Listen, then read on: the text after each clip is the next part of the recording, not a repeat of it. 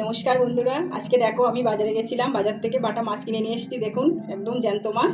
তো আমি আজকে আলু দিয়ে বাটা মাছ দিয়ে পাতলা ঝোল রান্না করবো। তার আগে আমি বাটা মাছটাকে কেটে ধুয়ে নেব। এই যে বন্ধুরা, আমি মাছটা কেটে ধুয়ে নিয়েছি। এবার লবণ হলুদ মাখিয়ে নেব। লবণ দিয়ে দেবো, হলুদ গুঁড়ো। এখানে কড়াইটা বসিয়ে দিয়েছি, সর্ষের তেল দিয়ে দেবো। এই যে বন্ধুরা, তেলটা গরম হয়ে গেছে। এবার আমি মাছ দিয়ে দেবো। এই যে বন্ধুরা, মাছগুলো ভেজে তুলে নিয়েছি। এবার আমি এই মাছের তেলে আমি আলু ভেজে নেব। এতে আমি আর কিছুটা তেল দিয়ে দেবো। জিরে ফোড়ন দিয়ে দেবো। আদা জিরে লঙ্কা বেটে রেখেছি, এটা দিয়ে দেবো।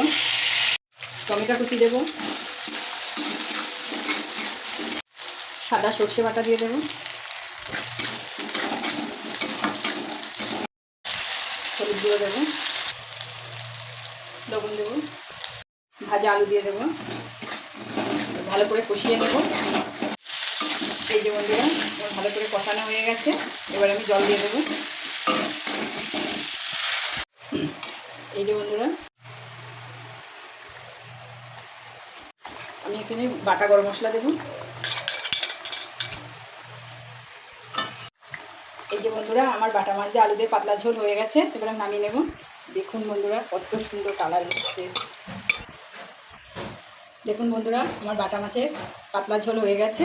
দেখুন বন্ধুরা, কত সুন্দর কালার, দেখতে কত সুন্দর হয়েছে। দেখবো কেমন হয়েছে।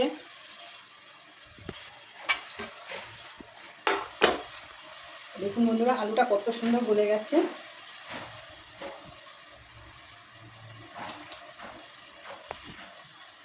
বন্ধুরা, খুব দারুণ হয়েছে। বাটা মাছ দিয়ে আলু দিয়ে পাতলা ঝোল দারুণ খেতে হয়েছে। পারলে আপনারা এক থালা ভাত খেয়ে নিতে পারবেন। তো আমার যদি ভিডিওটি ভালো লাগে তাহলে কমেন্ট করে জানাবে বাটা মাছ দিয়ে আলু দিয়ে পাতলা ঝোল কেমন হয়েছে।